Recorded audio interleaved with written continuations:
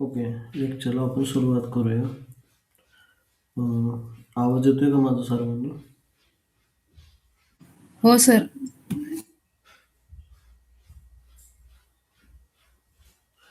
Okay. ठीक आहे. तो मी थोडासा रिकॅप घेतो, की लास्ट लेक्चरला आपण काय शिकलो होतो.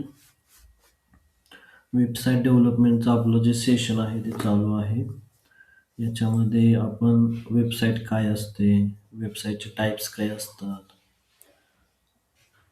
कोणत्या पद्धतीच्या वेबसाईट्स असतात आणि वेबसाईटच्या मदतीने आपण काय काय करू शकतो याच्याबद्दल आपण डिस्कशन केलं होतं.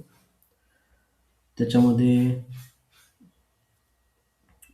काही आपण बिझनेस, कॉर्पोरेट वेबसाईट असतात ते डिस्कस केलं होतं. नंतर आपण ई-कॉमर्सच्या साईट्स, परत आपल्या काही सोशल मीडियाच्या साईट्स, ओके, आणि अजून व्हेरियस टाइप्स ऑफ साईट्स आपण पाहिल्या होत्या. त्या वेगवेगळ्या साईट्स बनवताना कोणती टेक्नॉलॉजी यूज केली जाते त्याच्या त्याच्याबद्दल पण आपण डिस्कस केलं होतं. मार्केटमध्ये स्क्रॅचपासून जर वेबसाईट बनवायची असेल तर कोणत्या टेक्नॉलॉजीज यूज केल्या जातात आणि त्यांना ओव्हरकम करण्यासाठी जे CMS आलेलं आहे ते कशा पद्धतीनं काम करतं याचं पण आपण डिस्कशन केलं होतं. मग CMSमध्ये मल्टिपल जे CMS आहेत आता इंटरनेटवरती अवेलेबल, त्याच्यामध्ये आपण पाहिलं होतं वर्डप्रेस, Joomla, Drupal, मॅजेंटो, शॉपिफाय आणि मल्टिपल अशी अजून CMS आहे.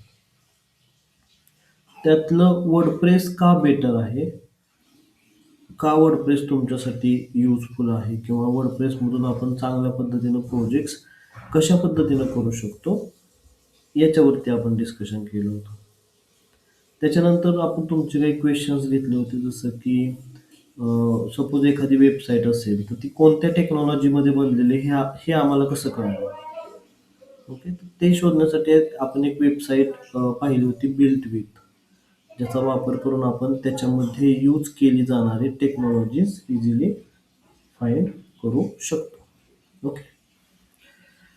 तर हा एक शॉर्ट रिकॅप होता प्रिव्हियस लेक्चरचा. याच्यामध्ये कोणाला काही डाऊट आहेत का?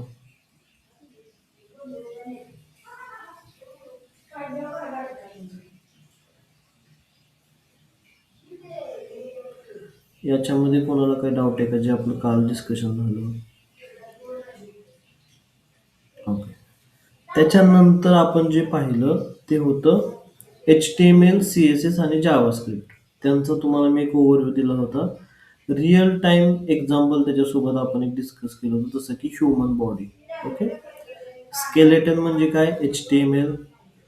त्याच्यावरचं जे आपलं जे शरीरावरचं त्वचा, रक्त, मांस जे असतं त्याला आपण CSS म्हणतो.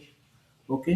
बट बट हे दोन्ही ऍड केल्यानंतर स्टील आपली बॉडी जी आहे ती मूव्ह करत नाही. ओके. ती मूव्ह करण्यासाठी आपल्याला JS ऍड करावी लागते. ओके. सो असं आपण एक रिअल टाइम एक्झाम्पल पाहिलं होतं जे तुमच्या वेबसाईटमध्ये यूज केलं जातं. आता आता आज आपण जो कन्सेप्ट शिकणार आहे तो कन्सेप्ट आहे की डोमेन नेम काय असतं आणि होस्टिंग काय असतं. ओके.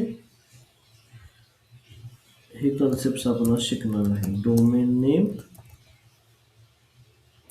आणि दुसरा कन्सेप्ट आहे तो म्हणजे होस्टिंगचा कन्सेप्ट. सांगा काय असतं डोमेन नेम? कोणाला आयडिया आहे का?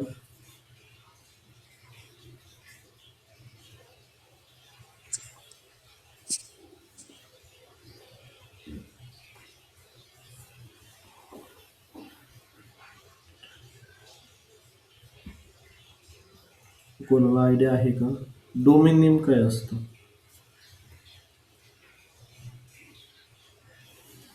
डोमेन नेम म्हणजे आपलं जे URL आहे हं? किंवा आपले जे ऍड्रेस आहे आपल्या वेबसाईटचा, तर ते ओके. एक युनिक नेम असतं ना, तर त्यासाठी आपल्याला डोमेन विकत घ्यायला लागतं. म्हणजे correct, correct. See 80 to 90% answer एकदम करेक्ट आहे, की एक जसं की सपोज आता मला पुण्यामधून मुंबईला जायचं आहे. ओके. आणि मुंबईमध्ये माझा एक फ्रेंड आहे. ओके. जो बँड्रामध्ये कुठे XYZ एका बिल्डिंगमध्ये तो राहतोय. ओके. सो इथून मी पुण्यामधून जेव्हा मुंबईकडे जातो त्यावेळेस त्याचा प्रॉपर माझ्याकडे ॲड्रेस आहे. जर माझ्याकडे प्रॉपर ॲड्रेस असेल तर मी त्याच्या घरापर्यंत पोहोचू शकतो. बरोबर. इथे वेबसाईटमध्ये पण तसंच आहे. जी वेबसाईट आहे तो आपला बिझनेस, त्याला तुम्ही आपलं घर किंवा आपला जिथं आपला सगळा डेटा जो आहे ठेवलेला आपण, ते तुम्ही म्हणू शकता. आणि तो डेटा जर मला पाहायचा आहे, तर माझ्याकडे एक युनिक प्रॉपर ॲड्रेस पाहिजे. बरोबर. सो तो ॲड्रेस ज्यावेळेस आपल्याकडे असतो, तेव्हा आपण त्या वेबसाईटपर्यंत इझिली पोहोचू शकतो. तर वेबसाईटपर्यंत पोहोचण्यासाठी आपल्याला लागतं ॲड्रेस, आणि त्या ॲड्रेसला आपण काय म्हणतो, डोमेन नेम. ओके. जी. आता सपोज जसं मी म्हणलं की मुंबईमध्ये एका फ्रेंडकडे मला जायचं आहे. जर एकाच ॲड्रेसवरती सपोज माझा फ्रेंड आहे राहुल आणि मला राहुलकडे जायचं आहे. आणि तिथे गेल्यानंतर मला तिथे दुसराच एखादा सपोज सचिन एक भेटला. ओके. त्या ॲड्रेसवरती गेल्यानंतर. तर हे म्हणजे तो ॲड्रेस चुकीचा आहे. बरोबर. एका ॲड्रेसवरती दोघं जण नाही राहू शकत. एका ॲड्रेसवरती सपोज राहुलचा ॲड्रेस असेल तर मी त्या ॲड्रेसवरती गेल्यानंतर मला राहुलच भेटला पाहिजे. ओके. तिथे सचिन नाही भेटला पाहिजे. ओके. सो वेबसाईटमध्ये पण तसंच आहे. ज्यावेळेस तुम्ही प्रॉपर डोमेन नेम टाकता, त्यावेळेस तीच वेबसाईट ओपन झाली पाहिजे. दुसरी वेबसाईट ओपन नाही झाली पाहिजे. ओके. आता आता हे डोमेन नेम. आता फॉर एक्झाम्पल डोमेन नेमचे एक्झाम्पल तुम्ही मला देऊ शकता का? कोण सांगेल?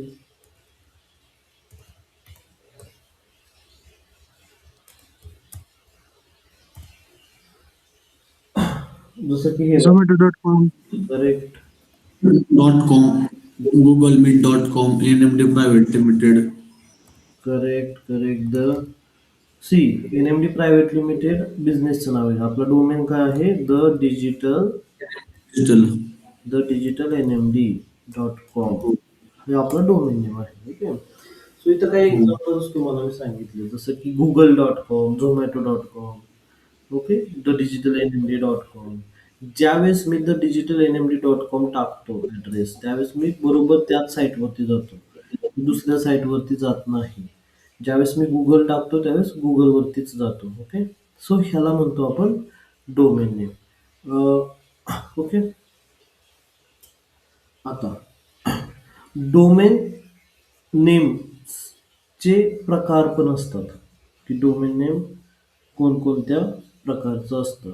जसं की .com हे एक युनिव्हर्सल, म्हणजे पूर्ण जगामध्ये माझी वेबसाईट जी आहे ती व्हिजिबल जर मला करायची असेल किंवा ग्लोबली ॲक्सेसिबल करायची असेल तर मी .comचं जे एक्सटेन्शन आहे ते डोमेन मला मी यूज करणार. अजून असतं Dot असतं ना. .in असतं, org, .org असतं, .गव्हर्नमेंट असतं. आता नवीन आलेलं आहे ते म्हणजे .ai. ठीक आहे. .pk असेल तर काय असतं, ती वेबसाईट जी आहे ती पाकिस्तानची आहे. ओके. .education, डॉट EW, हां. .in जे हां, काय म्हणताय? एज्युकेशन साठी पण असतं ना. EW. .edu. येस. .edu असेल तर ती एज्युकेशनची वेबसाईट असते. बरोबर. सो असे मल्टिपल एक्सटेन्शन्स जे आहेत ते राहतात डोमेनचे. ओके. .com असेल तर ते ग्लोबली यूज केलं जातं. .in इंडियासाठी यूज केलं जातं. तुमचं ऑर्गनायझेशन असेल, NGO असेल तर तुम्ही .org यूज करता. गव्हर्नमेंटची एखादी साईट असेल तर .gov यूज करतो आपण. AIची तुमचं काही प्लॅटफॉर्म असेल तर .ai. पाकिस्तानचे असेल तर .pk. एज्युकेशनचे असेल तर .edu. Same US, UK. Okay. NL means Netherland. So असे मल्टिपल एक्सटेन्शन जे आहे ते कंट्री वाईज तुम्हाला डोमेनचे पाहायला मिळतात. ओके. .comला आपण शक्यतो ग्लोबली असं आपण समजलेलं आहे की म्हणजे ग्लोबली आहे, कोणत्याही एका स्पेसिफिक कंट्रीला .com हे करत नाही, रिप्रेझेंट करत नाही, ग्लोबल म्हणून रिप्रेझेंट करतं. ओके. आता फॉर एक्झाम्पल आपण आता डोमेन घेतलं की www.google.com. आता हा ॲड्रेस आहे. ओके. हे डोमेन नेम आहे.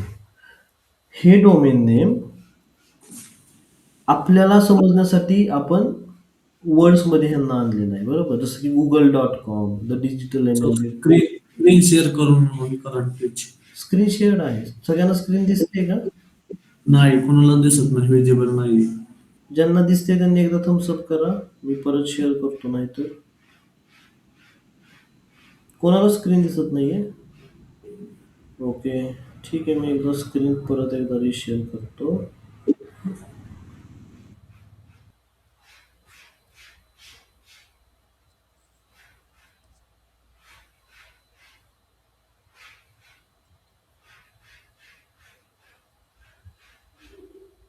आता स्क्रीन दिसते का सर्वांना?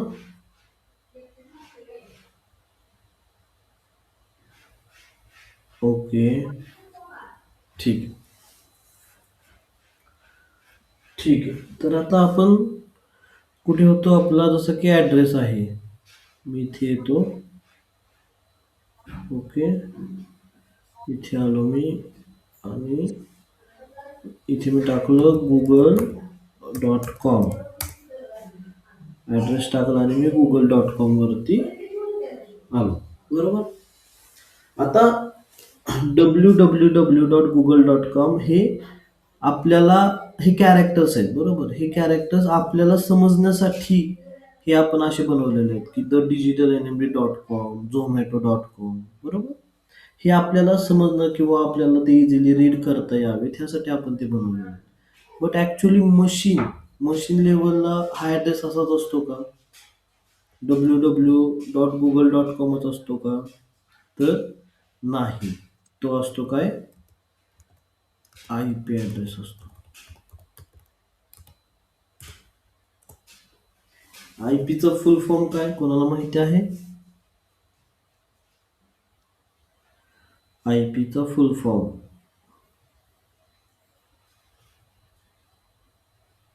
ह्याला काय म्हणतो आपण? Internet protocol.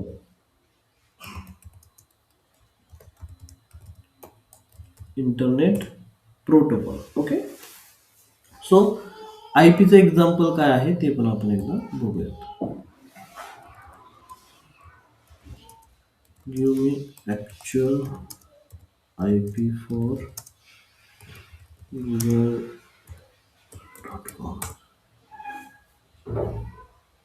सी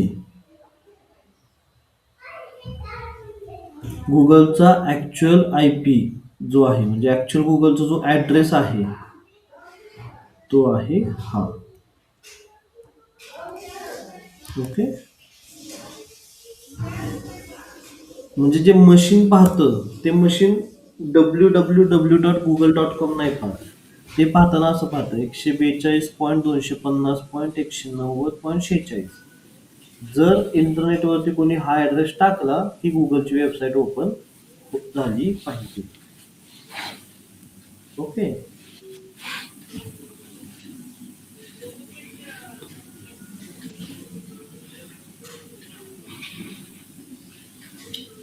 आता इथे ॲड्रेस बारमध्ये तर ते घेणार नाही. गुगलवरती आपण टाकून एकदा बघूया तिथं.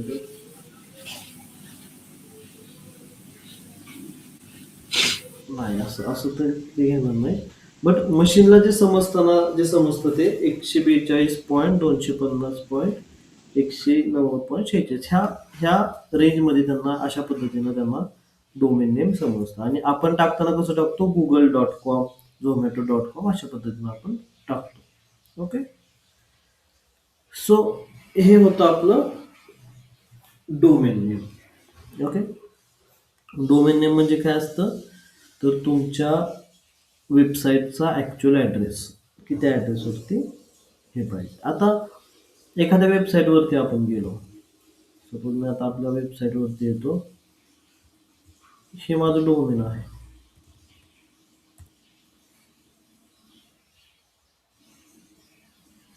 आता ह्या डोमेनमध्ये मी यातल्या एका कोर्सवरती गेलो, जसं की data science course in Pune. ह्या कोर्सवरती आलो तर इथे तुम्ही बघू शकता डोमेनच्या पुढे एक अजून काही स्लग ॲड झाला किंवा अजून काही टेक्स्ट जे आहे ते ॲड झालेलं आहे. ह्याला आपण काय म्हणतो, URL प्रॉपर. पूर्ण ह्याला आपण काय म्हणतो, URL. ओके. जसं की मी तुम्हाला काय म्हणलं की पुण्यातून मी मुंबईकडे गेलो, तिथे माझा फ्रेंड आहे राहुल, त्याच्या ॲड्रेसवरती मी गेलो, त्याच्या घरी गेलो. आता घरी गेल्यानंतर त्याचं घर मोठं आहे, तर मी त्याच्या घरी गेल्यानंतर हॉलमध्ये जाऊ शकतो. ओके. हॉलमधून मी किचनमध्ये जाऊ शकतो. ओके. मी त्याचं वॉशरूम यूज करू शकतो. मी बेडरूममध्ये जाऊ शकतो. बरोबर. सो घरी गेल्यानंतर पण मी वेगवेगळ्या रूम्समध्ये व्हिजिट करू शकतो. सो त्याचे जे वेगवेगळ्या रूम्स जे आहेत ते म्हणजे काय आहे, URL आहे. तसंच आपल्या वेबसाईटमध्ये आहे की डोमेन नेम वरती आल्यानंतर जे त्याच्या आतले पेजेस आहेत त्या वेबसाईटमध्ये, अबाउट असचं पेज, कॉन्टॅक्ट असचं पेज, ओके, असे वेगवेगळे URLs असतात आणि सगळ्या URLचं कंबाईन बनवून आपली वेबसाईट बनते. सो हे इथपर्यंत सगळ्यांना समजलं असेल तर एकदा थम्सअप करा.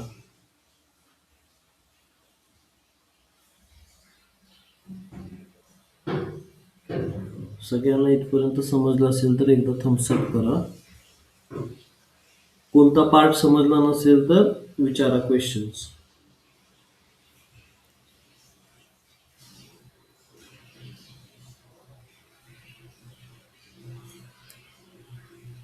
ओके, ठीक आहे.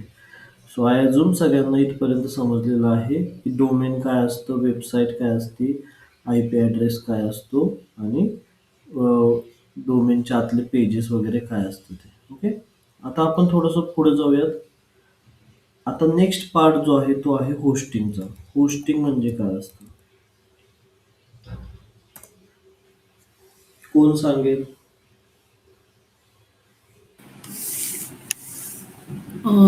जसं की GoDaddy वरून आपण होस्ट करतो, म्हणजे तिथनं आपण एक URL आपण एक सर्व्हरवरून आपल्या वेबसाईटला होस्ट करतो. त्याला होस्टिंग म्हणतात. GoDaddy सारखे सिमिलर्स पण सर्व्हर्स आहेत.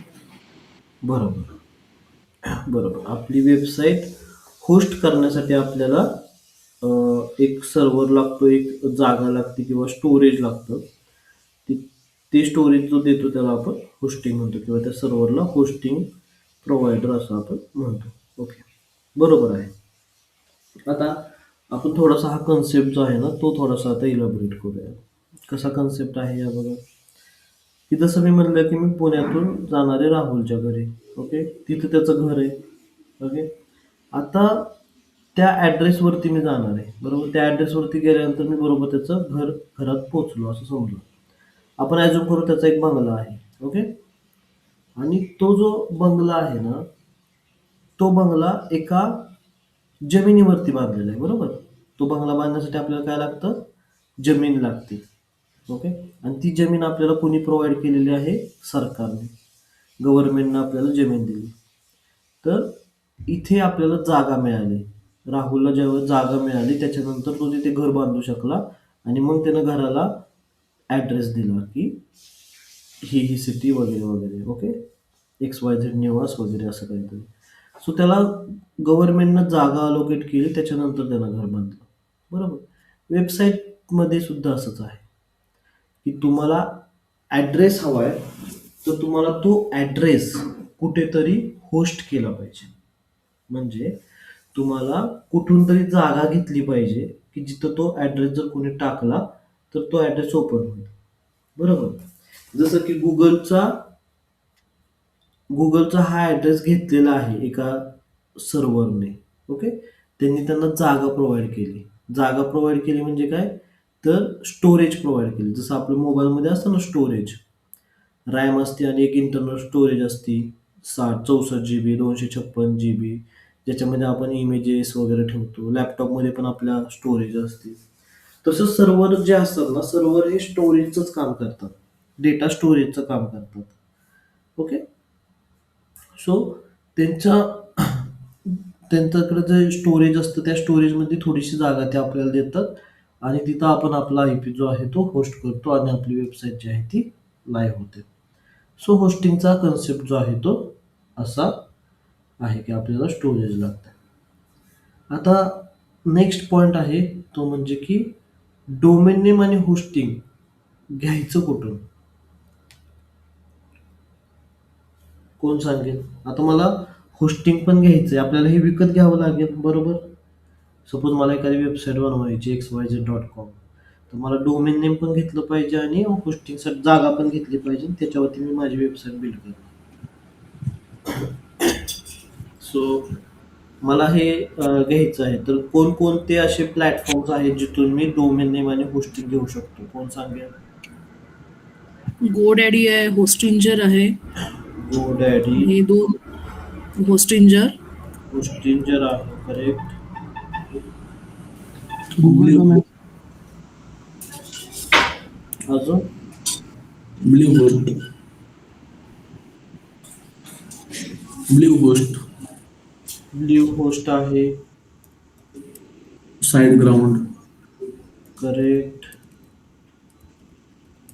साईड ग्राउंड आहे, बिग रॉक आहे, किनस्टा आहे. ओके. असे मल्टिपल होस्टिंग प्लॅटफॉर्म्स आहेत जे तुम्हाला डोमेन नेम आणि होस्टिंग जे आहे ते प्रोव्हाइड करतात. ओके. आता सध्याला इंडियामध्ये कोणतं पॉप्युलर चालू आहे सगळ्यात, कोण सांगू शकेल?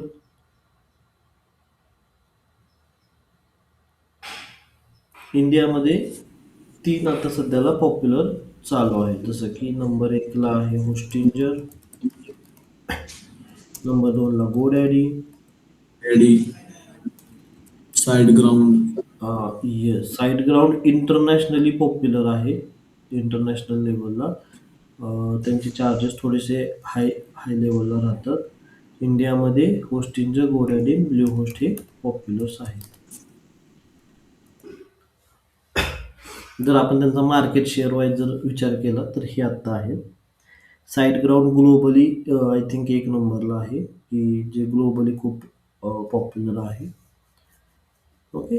सो हे सगळे प्लॅटफॉर्म तुम्हाला डोमेन नेम आणि होस्टिंग प्रोव्हाइड करतात. नेक्स्ट, तर आता आपण एकदा थोडंसं एक्झाम्पल बघूयात की कशा पद्धतीनं तुम्ही डोमेन नेम आणि होस्टिंग जे आहे ते बाय करू शकता. कोणाला इथपर्यंत काही डाऊट आहे का?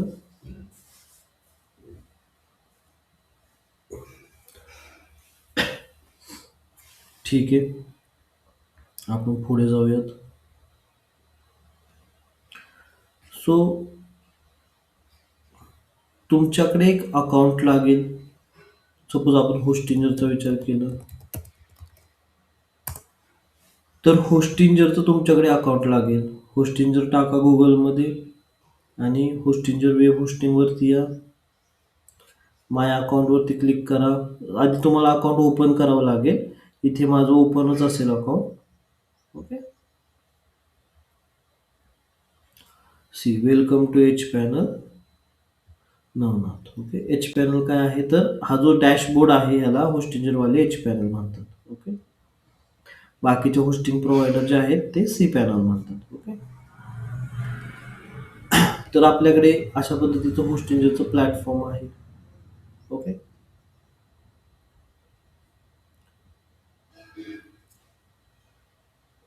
आता सपोज मला डोमेन नेम परचेस करायचं आहे, तर मी इथं डोमेन्स वरती येणार, गेट अ न्यू डोमेन वरती येणार, बरोबर. आणि इथं मी सर्च करणार. जसं की आपल्याला एक डोमेन पाहिजे, कोणतं सर्च करू सांगा तुम्ही?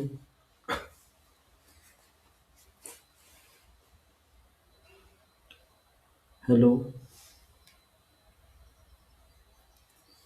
कोणतं सर्च करू मी डोमेन? नवीनच घ्या ना सर, ए आय चालय ना .ai AI. ते पावर. ओके, चालेल. So A I text generator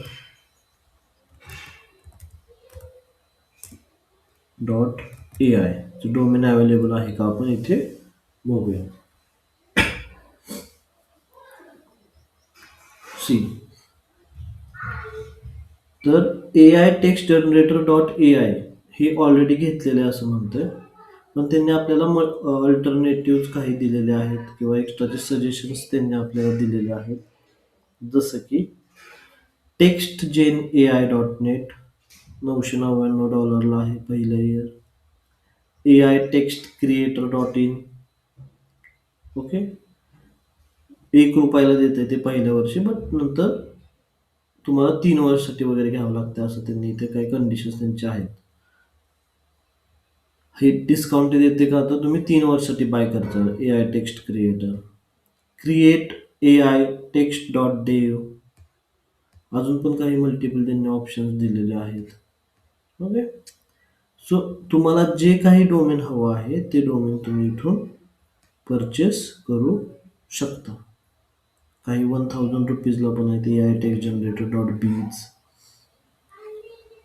okay, ₹5000 पण इथे एक आहे बघा, A I text generator .partners. ठीक आहे. सो इथून तुम्हाला सिम्पली काय करायचं आहे, जसं आपण शॉपिंग करतो तसंच आहे. ॲड टू कार्ट म्हणायचं आहे, पेमेंट द्यायची आहे. पेमेंट दिल्यानंतर तुम्हाला तुमचं डोमेन जे आहे ते मिळून जाईल. ओके, आता होस्टिंगचा प्लॅन कसा घ्यायचा, तर त्यासाठी तुम्हाला एक तर VPS वरती जावं लागेल. ओके, तर इथे त्यांचे हे थोडेसे ॲडव्हान्स लेवलचे होस्टिंग आहेत. आपण बाय डिफॉल्ट एक त्यांचा बेसिक प्लॅन घेतलेला आहे. जर तुम्हाला VPSचे प्लॅन घ्यायचे तर इथं तुम्हाला setup VPS, setup game panel, setup NetNचे ऑप्शन्स मिळतात. हे सुद्धा तुम्हाला इथं जाऊन परचेस करायचं. पण VPSला नको जायला आपण. तुम्हाला मी जनरल होस्टिंगचं सांगतो, की जो आपला येस इथं होमवरती या तुम्ही. हे जनरल होस्टिंग आहे. ओके, तर याच्यामध्ये काय काय आहे, त्यांचे इथे 3 प्लॅन आहेत. पहिला आहे अपग्रेड टू होस्टिंग, म्हणजे जो प्लॅन तुमचा आत्ता आहे तो तुम्ही अपग्रेड करा म्हणतोय. दुसरा आहे बिझनेसचा. तिसरा आहे गेट ईमेल मार्केटिंगचा. ओके, सो इथे येऊन तुम्ही काय करू शकता, तुमचं अपग्रेड युअर होस्टिंग. इथं जर तुमच्याकडे होस्टिंग नसेल तर ते काय म्हणेल, परचेस युअर होस्टिंग. ओके, एकदा आपण इनकॉग्निटोमध्ये बघूयात. होस्टिंजर, ज्याच्यात मी लॉग इन नाही केलेलं आणि डायरेक्ट मी त्यांचं होस्टिंगचा जो प्लॅन आहे तो घेतो, वेब होस्टिंग. ओके, हे बघा अशा पद्धतीनं तुम्हाला प्लॅन मिळतो. जसं की इथं $1.99 पर मंथ तुम्हाला इथं मिळतोय, ज्याच्यामध्ये एवढ्या सगळ्या गोष्टी तुम्हाला मिळणार. क्रिएट अप टू 3 वेबसाईटपर्यंत तुम्ही वेबसाईट बनवू शकता. 20 GB तुम्हाला स्टोरेज मिळेल. ओके, ईमेल सुद्धा तुम्ही पाठवू शकता होस्टिंगच्या मदतीने. आणि प्रीमियम काही बेनिफिट्स आहेत. 1 वर्षासाठी एक डोमेन फ्री मिळतंय. ओके, सो असे प्रीमियम बिल. हे सुद्धा सेम शॉपिंग सारखंच आहे. जे होस्टिंग तुम्हाला हवं आहे ते तुम्ही सिलेक्ट करायचं, पेमेंट करायचं आणि होस्टिंग तुमच्या इथे येऊन जाईल. ओके, तुमच्या अकाउंटमध्ये येतं ते. ह्या अकाउंटमध्ये होस्टिंग येणार. बिलिंगमध्ये आल्यानंतर तुम्हाला इथं सबस्क्रिप्शन्स तुम्ही बघू शकता की तुमच्याकडं कोणतं आहे ते. जसं की तुम्हाला तुमचा होस्टिंगचा प्लॅन समजेल. सी, NMD फिल्म प्रोडक्शनचा आहे इथे. हे सगळे आता डोमेनचे तुम्ही जे जे सबस्क्रिप्शन घेतलेले ते सगळे सबस्क्रिप्शन तुम्हाला इथं दिसतंय. ओके, जे जे डोमेन्स तुम्ही घेतलेले आहे.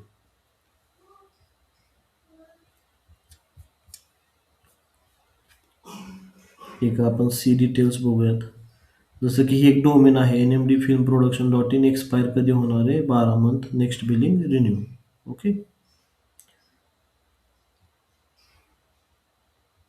पेमेंट हिस्ट्रीमध्ये बघूयात आपण.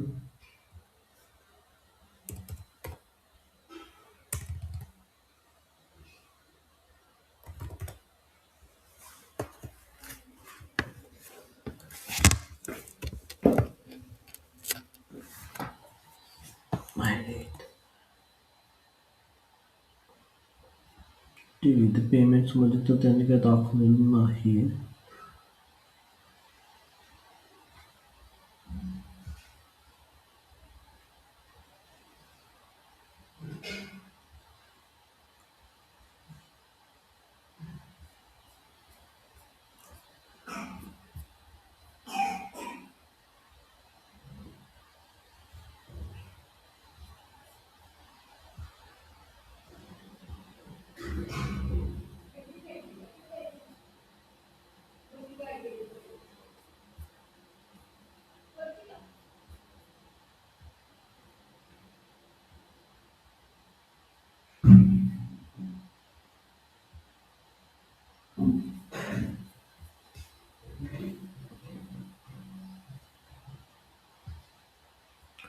होस्टिंग बद्दल त्यांनी फक्त इथेच सांगितलेलं आहे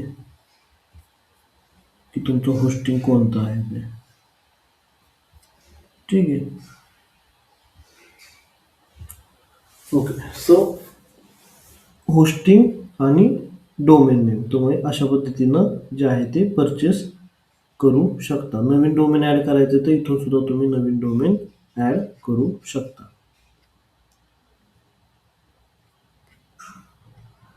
ओके, इथपर्यंत कोणाला काही डाऊट आहे का? अकाउंट लॉग इन करण्यामध्ये लॉग इन करताना तुम्हाला मेल नेम द्यायचा आहे, मेल ID द्यायचा आहे, पासवर्ड टाकायचा आहे आणि अकाउंट ओपन करायचं आहे. तुम्ही ट्राय करण्यासाठी एक ओपन करू शकता. परचेस काही करू नका, डायरेक्ट फक्त अकाउंट ओपन करून ठेवू शकता. इथपर्यंत कोणाला काही डाऊट आहे का?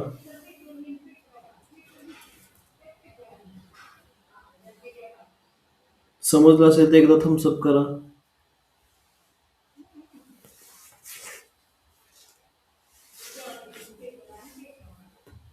ओके, ठीक आहे. होस्टिंग आणि डोमेनचा कन्सेप्ट तुम्हाला समजलेला आहे. आता नेक्स्ट कन्सेप्ट जो आहे तो आहे आपला वर्डप्रेसचा. ओके, सो वर्डप्रेस म्हणजे काय आहे नक्की ते आपण समजून घेऊया. ओके, लास्ट लेक्चरमध्ये मी तुम्हाला काय सांगितलं होतं की वर्डप्रेस जे आहे ते ओपन सोर्स आहे. ओपन सोर्स प्लॅटफॉर्म आहे. ओके, याचा अर्थ ते इझिली ॲक्सेसेबल आहे. आता आपण एकदा वर्डप्रेसची जी ऑफिशियल साईट आहे ती मी आज तुम्हाला दाखवतो. त्याच्याबद्दल तुम्हाला थोडीशी माहिती जी आहे ती सांगतो. तर आपण येऊयात वर्डप्रेसच्या ऑफिशियल साईटवरती. इथं मी टाकतो वर्डप्रेस. आता इथे हे पहिले तर स्पॉन्सर्ड रिझल्ट्स आहेत. त्याच्यानंतर होस्टिंजरचा हा पण आय थिंक स्पॉन्सर्डच आहे. इथून रिझल्ट सुरू होते. wordpress.com ही एक प्रायव्हेटली हेल्ड कंपनी आहे जी वर्डप्रेसवरती काम करते. बट ही त्यांची ऑफिशियल वेबसाईट आहे का? तर नाही. हे सगळं वर्डप्रेसबद्दलच तुम्हाला सगळी इन्फॉर्मेशन वगैरे सांगते. ही ऑफिशियल वेबसाईट आहे wordpress.org ऑर्गनायझेशन. ओके, जिथं तुम्हाला काय दिलेलं आहे त्यांनी ऑप्शन पहिला दिलेला आहे की तुम्ही वर्डप्रेस इथून डाउनलोड करू शकता. ते डाउनलोड वगैरे कसं करायचं ते तर आपण पाहूयात किंवा कसं इन्स्टॉल करायचं. ही साईट जी आहे ती मी तुम्हाला आधी पाठवून ठेवतो. ही ऑफिशियल वेबसाईट आहे जी मी आता चॅट बॉक्समध्ये देतोय. https wordpress.org.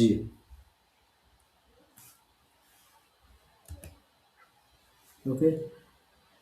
आता काय काय सांगते बघा हे, ह्याच्या मी होम पेजवरती आलेलो आहे.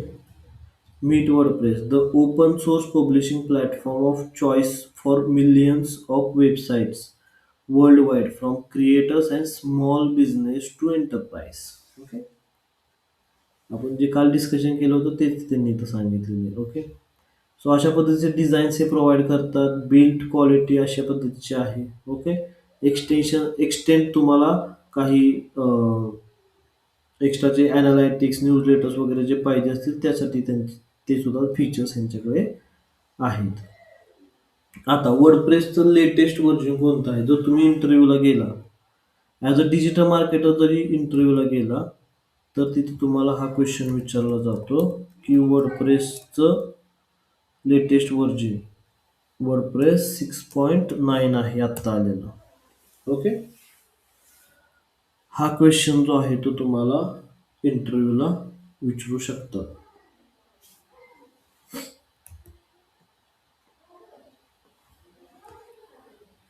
ओके. आता इथं बघा, one platform universe of possibilities. मी तुम्हाला काल एक वेबसाईट सांगितली होती, नासा. नासाची वेबसाईट जी आहे ती वर्डप्रेसमध्ये बनलेली आहे. मायक्रोसॉफ्टची ऑफिशियल वेबसाईट जी आहे ती वर्डप्रेसमध्ये बनलेली आहे. हार्वर्ड युनिव्हर्सिटीची वेबसाईट जी आहे ती वर्डप्रेसमध्ये बनलेली आहे. टाइम मॅगझिन सगळ्यांना माहीत असेल, ती सुद्धा वेबसाईट ह्याच्यामध्ये बनलेली आहे. म्हणजे एवढं पोटेन्शियल जे आहे ते ह्या प्लॅटफॉर्ममध्ये आहे. ओके. सो अशा पद्धतीच्या साईट्स तुम्ही ज्या आहेत त्या क्रिएट करू शकता. आता इथे काय आहे की मीट द वर्डप्रेस कम्युनिटी. तुम्हाला ओपन सोर्स म्हणजे काय हे समजणं खूप महत्वाचं आहे. कोण सांगेल ओपन सोर्स म्हणजे काय?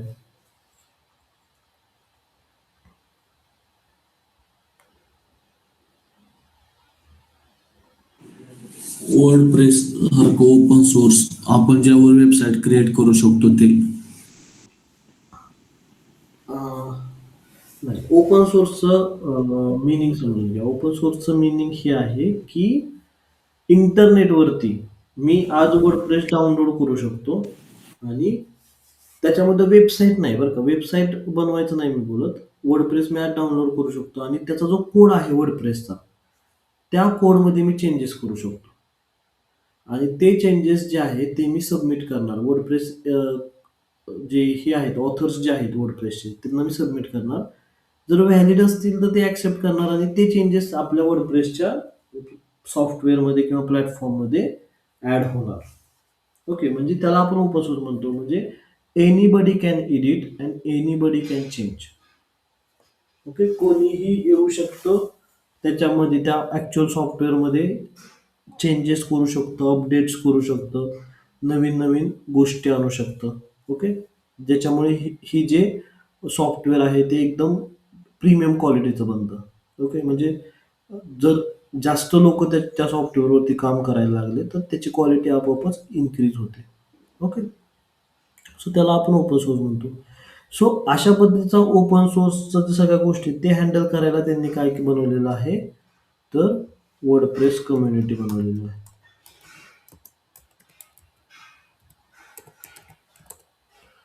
ओके. तर ह्यांचा जो सोर्स कोड आहे, सोर्स कोड सगळ्यांना इझिली ॲक्सेसिबल असतो. सगळेजण तो कोड घेऊ शकतात वर्डप्रेसचा. ओके. वर्डप्रेस प्लॅटफॉर्मचा कोड घेऊ शकतात आणि त्याच्यामध्ये चेंजेस करू शकतात. ओके. सो ही खूप एक चांगली गोष्ट आहे. आता आपण ॲज अ वेबसाईट डेव्हलपर आपल्याला ह्या गोष्टी पाहण्याची गरज नाहीये. तुम्ही फक्त ते सॉफ्टवेअर यूज करणार किंवा ते प्लॅटफॉर्म, ती टेक्नॉलॉजी तुम्ही यूज करणार आणि वेबसाईट बनवणार. बस तुमचा एवढाच त्याच्याशी संबंध राहणार. बट वर्डप्रेस, जर तुम्हाला वर्डप्रेसमध्येच खूप इंटरेस्ट आला तर तुम्ही त्यांच्या कम्युनिटीशी सुद्धा जॉईन होऊ शकता आणि तुम्ही ॲक्च्युअल वर्डप्रेसमध्ये सुद्धा त्यांना मदत करू शकता. चांगल्या पद्धतीनं कशा पद्धतीचं बनवू शकतो. ओके. सो हा एक पॉईंट होता. आता मला सांगा की तुम्हाला माहित असलेले काही ओपन सोर्स सॉफ्टवेअर कोणाला माहिती आहेत का? लिनक्स आहे, मोझिला फायरफॉक्स आहे, MySQL आहे. करेक्ट. लिनक्स, मोझिला, माय सिक्वेल एकदम करेक्ट. अजून व्हीएस व्हीएस कोड ना, हो करेक्ट. येस. सर. गिटहब. कोणतं? गिटहब. गिट हब. येस, एकदम छान, खूप छान. गिट हब. असे मल्टिपल सॉफ्टवेअर्स आहेत की जे ओपन सोर्स आहेत, ज्याचा तुम्ही यूज करू शकता डेव्हलपमेंटसाठी. आपण एक व्हीएलसी प्लेअर यूज करतो माहिती आहे ना, मूव्ही लावण्यासाठी लॅपटॉपमध्ये. तो सुद्धा ओपन हो सोर्सच आहे. अँड्रॉइड, आपलं जे अँड्रॉइड ऑपरेटिंग सिस्टीम आहे, जी गुगलनं परचेस केलेले, ते अँड्रॉइड ऑपरेटिंग सिस्टीम ही सुद्धा ओपन सोर्स आहे. सो हे काही एक्झाम्पल्स आहेत. अशाच टाईपची ही जी वर्डप्रेस टेक्नॉलॉजी आहे, ही सुद्धा अशाच टाईपची आहे की जी सगळ्यांसाठी ओपन आहे. तुम्ही त्याचा यूज करू शकता without any charge. Okay. So हे त्यांनी तिथं सांगितलेलं आहे. त्यामुळे तुम्ही ह्या कम्युनिटीचा पार्ट सुद्धा होऊ शकता, जर तुम्हाला ॲक्च्युअल ह्या टेक्नॉलॉजीवरती पण काम करायचं असेल तर. ओके. आता 6.9 तर आहे, बट ते लगेच इथे बघा काम सुरू पण झालेलं आहे पुढचे. जे वर्डप्रेस 7.0 बीटावरती काम सुरू पण त्यांचं झालेलं आहे. ठीक आहे. सो हे आहे वर्डप्रेस. आता मला वर्डप्रेस डाउनलोड करायचं आहे सपोज. आता वेबसाईट बनवण्याची पद्धत हे पण खूप महत्वाचं आहे, की वेबसाईट आपण कशा कशा पद्धतीने बनवू शकतो. जसं की आता मी होस्टिंग डोमेन नेम घेतलं, मी सर्व्हर घेतला. ओके. आता मी सर्व्हरवरती वर्डप्रेस इन्स्टॉल करायचं आहे. आता तर ते इन्स्टॉल करायच्या पद्धती कोणकोणत्या आहेत ते समजून घ्या. पहिली पद्धत ही आहे की तुम्ही वर्डप्रेसच्या ऑफिशियल साईटवरती जावा, गेट वर्डप्रेसवरती क्लिक करा आणि इथून तुम्ही इन्स्टॉल करून घ्या. जसं की डाउनलोड वर्डप्रेस 6.9.1. ओके. इथं तुम्ही डाउनलोडवरती क्लिक केलं की ते तुमच्या सिस्टीममध्ये डाउनलोड होईल. परत तुम्हाला ते सर्व्हरवरती अपलोड करायचं आहे आणि मग तिथं तुम्ही डेव्हलपमेंट स्टार्ट करू शकता. नंबर 1. नंबर 2 काय आहे, तर सपोज आता जे होस्टिंगचे प्लॅटफॉर्म आहे, ह्यांना तर तुम्ही पैसे दिलेले असणार डोमेन नेम आणि होस्टिंगसाठी. ह्यांनी तुमचं काम अजून सोपं बनवलेलं आहे. जसं की तुम्ही डोमेन घ्या, सर्व्हर घ्या, डोमेन सर्व्हरला कनेक्ट करा आणि कनेक्ट केल्यानंतर तुम्ही डायरेक्ट इथूनच वर्डप्रेस इन्स्टॉल करा, असा ऑप्शन ते तुम्हाला देतं. ते पण मी तुम्हाला दाखवतो. सो अशा 2 पद्धती आहेत. ओके. की ज्याचा वापर करून तुम्ही वर्डप्रेस तुमच्या सर्व्हरवरती इन्स्टॉल करू शकता. ओके. ते आपण डिटेलमध्ये शिकणार आहे, प्रॉपर पद्धतीने शिकणार आहे ते. ओके. आता मला सांगा, इथपर्यंत तुम्हाला समजलंय का? काय डाऊट आहे का? एक अजून महत्वाचा कन्सेप्ट आहे जो मला तुम्हाला सांगायचा आहे. इथपर्यंत सगळ्यांना समजलं असेल तर एकदा थम्स अप करा. सर, आपण व्हीएस कोड मध्ये जर कोड क्रिएट केला तर काय प्रॉब्लेम आहे का? व्हीएस कोड मध्ये तुम्ही एडिट म्हणताय का? एडिटिंग करायचं म्हणताय का? नाही सर, वेबसाईट क्रिएट करण्यासाठी व्हीएस कोडचा यूज केला तर. हा, तुम्ही व्हीएस कोडचा वापर पण करू शकता, बट त्या केसमध्ये तुम्हाला काय करावं लागतं, आधी वर्डप्रेस सगळं इन्स्टॉल करायचं आणि त्याच्यानंतर एक एक फाईल तुम्ही डाउनलोड करून ती व्हीएस कोडमध्ये चेंज करून ती तुम्ही अप करू शकता. पूर्णच्या पूर्ण वर्डप्रेस प्रोजेक्ट सुद्धा व्हीएस कोडमध्ये घेता येतो, बट ॲक्च्युअली ती प्रॅक्टिस आपण करत नाही म्हणजे वर्डप्रेस डेव्हलपमेंटसाठी, कारण हे सीएमएस आहे ना, इथे तुम्हाला कोडिंग करायची गरज नाहीये. तिथे तुम्हाला ड्रॅग अँड ड्रॉपचे ऑप्शन जास्त मिळतात आणि वर्डप्रेसचे स्वतःचे एडिटर्स आहेत पेज करण्यासाठी, पोस्ट बनवण्यासाठी त्यांचं बॅक एंडला एडिटर मिळतं, डॅशबोर्ड मिळतो.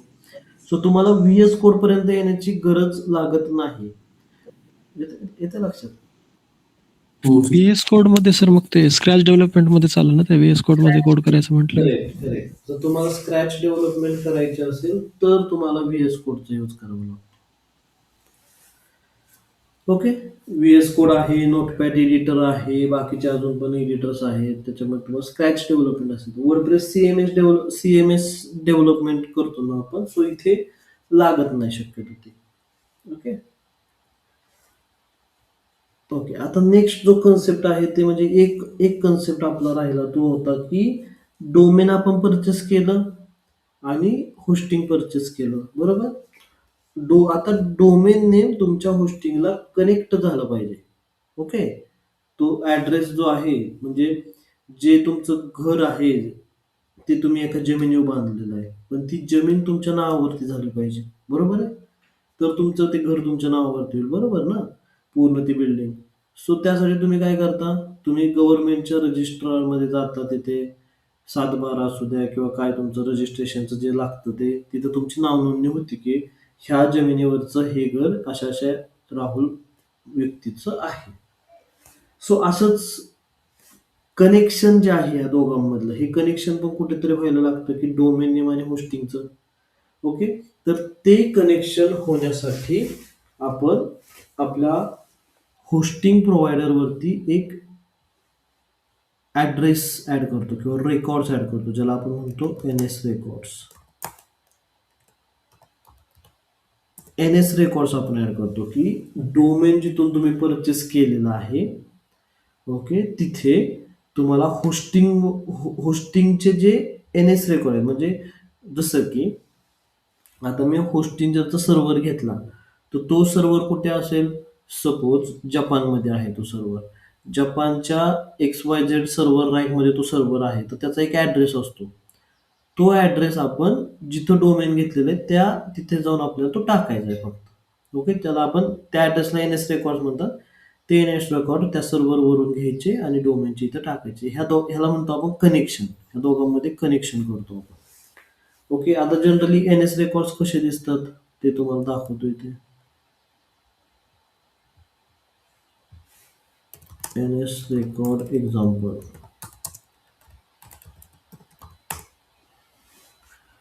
तर हे बघा, हे अशा पद्धतीचे NS रेकॉर्ड जे आहेत ते असतात. C example.com.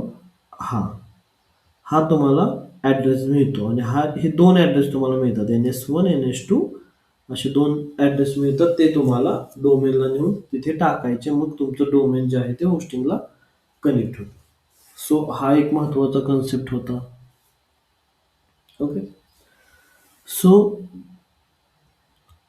आता कालच्या पासून जर आज पाहिलं आपण, तर आज आपण आतापर्यंत आपण पूर्ण म्हणजे अजून ऍक्च्युअल डेव्हलपमेंटमध्ये आपण गेलेलो नाहीये. आपण सगळ्या ज्या रिक्वायरमेंट आहेत, जे काही सगळे इन्ग्रेडियंट्स लागतात आपल्याला वेबसाईट डेव्हलपमेंटसाठी, ते सगळे आपले डिस्कस करून झालेले आहेत. ओके. तर कालच्या लेक्चरमध्ये आणि आजच्या लेक्चरमध्ये तुम्हाला काही डाऊट असेल तर ते डाऊट विचारा.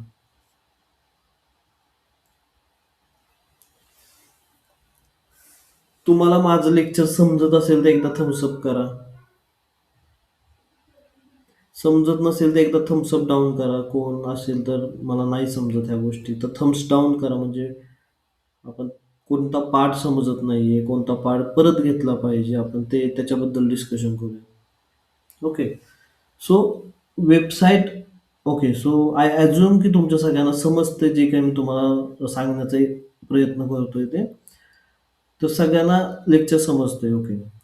आता जे काही आपल्याला वेबसाईट डेव्हलपमेंटसाठी इन्ग्रेडियंट्स लागतात ते आपण सगळे घेतलेले आहेत, सगळं आपण अंडरस्टँड झालेलं आहे. आता नेक्स्ट लेक्चरला आपण काय करणार की ऍक्च्युअल वर्डप्रेस आपण सर्व्हरवरती इन्स्टॉल करायचं आहे. ओके. नंबर वन हे राहील की आपण एक डोमेन आपल्याकडे असेल, परचेस कसं करायचं ते तुम्हाला सांगितलं. डोमेन आपण एक घेणार आहे आपल्याच प्लॅटफॉर्मवरचं आणि आपल्याकडे होस्टिंगचं सर्व्हर पण आहे. तर ते डोमेन सर्व्हरला तुम्हाला उद्या मी कनेक्ट करून दाखवणार, लाईव्ह डेमॉन्स्ट्रेशन. ओके. ते कनेक्ट झाले. येस ओंकार. सर एक क्वेश्चन होतं सर. हा विचारा. जेव्हा एखादी क्वेरी युजर थ्रू येते सर्च इंजिनला, त्या केसमध्ये मग नंतर त्या केसमध्ये मग ते सर्व्हर आणि ब्राउझर वर्क कसं करतं, म्हणजे ती क्वेरी सर्व्हरकडे जाते, मग ते रिटर्न कशी होते ब्राउझरकडे आणि आपल्याला शो कसं करतं ते. अच्छा. हा जो कन्सेप्ट आहे ना, हा SEOचा कन्सेप्ट आहे, मी तुम्हाला सांगतो. ओके. हे माझा हा पॉईंट समजून झाल्यानंतर सांगतो मी तुम्हाला. ओके. सी उद्या आपण काय काय करणार आहे ते मी तुम्हाला एक्सप्लेन करतो आधी की नंबर 1 आपण डोमेन नेम होस्टिंगला कनेक्ट करणार आहे. ओके. त्याच्यानंतर आपण जे कनेक्शन झालेलं आहे त्याच्यावरती आपण नेक्स्ट नंबर आपण वर्डप्रेस त्याच्यावरती इन्स्टॉल करणार आहे. ओके. इन्स्टॉल केल्यानंतर आपण डेटाबेस वर्डप्रेसला कनेक्ट करणार आहे. ओके. सो ह्या इम्पॉर्टंट अशा गोष्टी आहेत ज्या आपण नेक्स्ट लेक्चरला करणार आहे. ओके. सो त्याची तुम्हाला एक आयडिया देतो. आता आपण ओंकारचा क्वेश्चन घेऊया. ओंकारचा क्वेश्चन असा आहे की मी गुगलवरती काहीतरी टाकतो तर त्याच्यानंतर काय होतं? हाच क्वेश्चन आहे ना ओंकार तुझा? ते आपल्याला दिसेपर्यंत काय होतं बॅकएंडला? म्हणजे सर्व्हर जे डेटा आपल्याला देतं ते ब्राउझरला देतं, मग ते कसं देतं ब्राउझरला आणि ब्राउझर रिफ्लेक्ट कसं करतं त्याला? येस सांगतो तुम्हाला. आता हा जो तुझा क्वेश्चन आहे ना, हा क्वेश्चन तुझा एसईओ रिलेटेड आहे, सर्च इंजिन ऑप्टिमायझेशन मध्ये. जसं की फॉर एक्झाम्पल मी इथे क्वेश्चन टाकतो की what is the price of आपली फेमस गाडी कोणती ती आता डिफेंडरची प्राइस किती आहे असं मी टाकतो इथे. तर आता काय झालं बघा, इथे काही रिझल्ट आले गुगलवरती. कारवाले, लँड रोवर, ओके, कार देखो. ओके. आता हे रिझल्ट झाले. आता मला वाटलं की कार देखो चांगलं आहे. ठीक आहे, मी कार देखोची वेबसाईटवरती गेलो आणि मी डेटा जो आहे तो कन्झ्युम केला की मला समजलं डिफेंडरची जी प्राइस आहे ती 1 कोटी ते 2 कोटीच्या दरम्यान आहे. ओके. हे समजलं. आता ही प्रोसेस झाली कशी? का इथे कार देखो चालू, दुसरी साईट का आली नाही? का इथे लँड रोवर चालू? का इथे कारवाले चालू? ओके. आणि ही क्वेरी कुठं गेली? मी हे जे विचारलं ह्याचं काय झालं, म्हणजे पुढं झालं काय, हा डेटा आला कसा? ओके. तर त्याचं हे आहे की मी जेव्हा गुगलवरती ही क्वेरी टाकली, ओके. आता गुगल काय करतं? गुगलकडे असतो एक क्राउलर, म्हणजे गुगलकडे एक असं अल्गोरिदम आहे, क्राउलर आहे किंवा एक स्पायडर आहे किंवा तुम्ही काही म्हणा की एक असं त्याच्याकडे इंटरनेटवरती एक काय म्हणतो बॉट आहे किंवा काही तुम्ही त्याला नाव देऊ शकता. आपण त्याला क्राउलर म्हणतो शक्यतो. एक असं त्यांच्याकडे अल्गोरिदम आहे. ते अल्गोरिदम काय करतं?